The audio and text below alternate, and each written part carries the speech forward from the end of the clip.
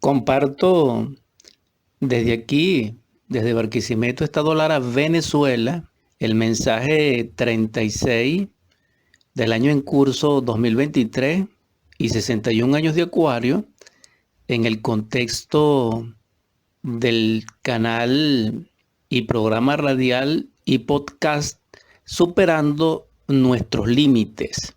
En esta ocasión, como siempre, os saludo en el nombre del Cristo, en su gracia infinita, misericordia y poder, que la paz más profunda de Él sea derramada en nuestros corazones y nuestros espíritus, para que así seamos partícipes de la luz y en ella y con ella nuestra vida sea plena y próspera. Amén. En la infinitud que todo lo sustenta y que se manifiesta en la creación, en la naturaleza, en su obra, es necesario no solo comprenderla, sino el propósito de ella en lo que respecta a nosotros.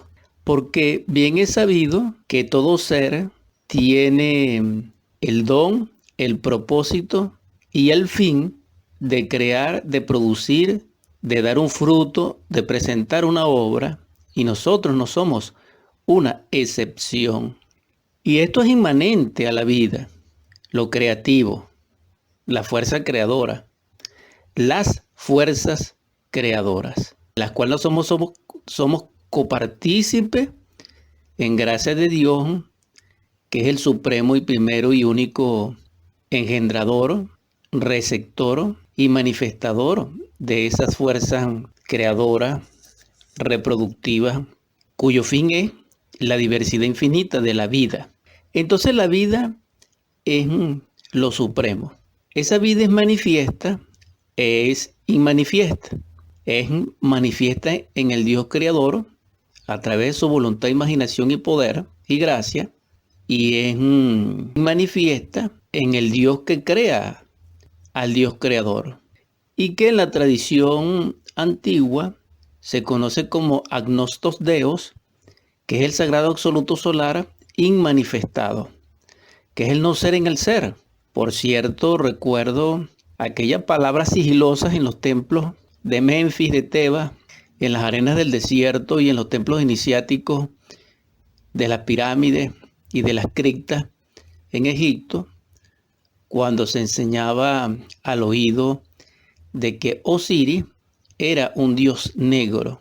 Ellos así simbolizaban en metáfora, en aquellos tiempos, de que la luz manifiesta, que es Dios creador, es el resultado producto o hechura o creación del Dios inmanifiesto, que es el no ser del ser y que es oscuridad para nuestra vista.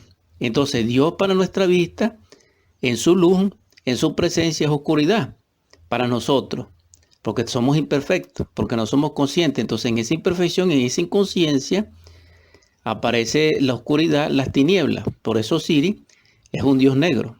Osiris en aquellos tiempos simbolizaba al Logos divino, al Padre, al Logos y al sol de la medianoche resplandeciente como 10.000 soles. Entonces cuando alguien estaba presente con él, en su presencia, uno queda cegado, como siempre lo ejemplifica las visiones de Juan de Patmos en el Apocalipsis, refiriéndose al Hijo del Hombre. Entonces, en este caso, parafraseando las palabras egipcias, entonces el logo, el Crestos cósmico, es un dios negro para nosotros, porque su luz nos, dijéramos, la palabra popular sería escandila, nos turba el sentido de la vista, es decir, lo satura, y entonces los percibimos como oscuridad, como cuando miramos al sol de frente, en sus rayos. Esta aclaratoria es sencilla, pero vemos que el Dios manifiesto está a nuestro alcance de percepción. Sin embargo, no es así, porque de hecho no lo percibimos como tal hasta tal punto que hay personas que niegan a Dios. Pero este no es un asunto de creer, ni es un asunto de fanatismo, ni de dogma, ni de racionalidad, no, o de criterio, no. La realidad de un ser supremo, llamémosle Dios, llamémosle Logos, llamémosle como le llamemos, es real, porque se expresa en la potencia de la naturaleza y en la perfección de la vida manifiesta en esa naturaleza. Entonces, esos principios están dentro de nosotros. Nosotros debemos pasar mucho más allá de la precisión de la forma e irnos al principio de la sustancia. Cuando lleguemos a ese nivel, entonces nuestra vida sería la vida en sí. Sería esa vida de comunión, de armonía, de equilibrio entre todo y la unidad, y entre la unidad y el todo.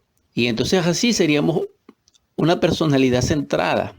Seríamos un animal intelectual centrado que es capaz de convertirse en hombre verdadero.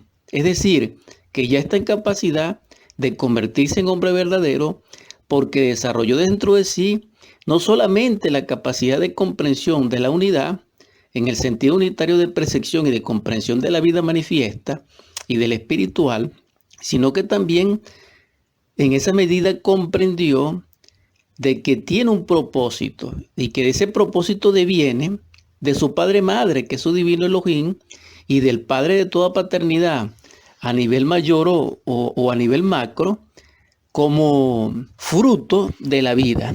Es decir, como todo ser tiene que dar un fruto, el fruto nuestro sería el hombre verdadero creado dentro de nosotros para presentarlo como ofrenda, como sacrificio, como primicia, como obra perfecta, en la medida que se le dé perfección a nuestro divino Elohim interior y al divino Elohim macro, que es el Dios inmanifestado, o el Agnostos Deus, o el Enri Mayor, o el Adibuda, como queramos llamarlo.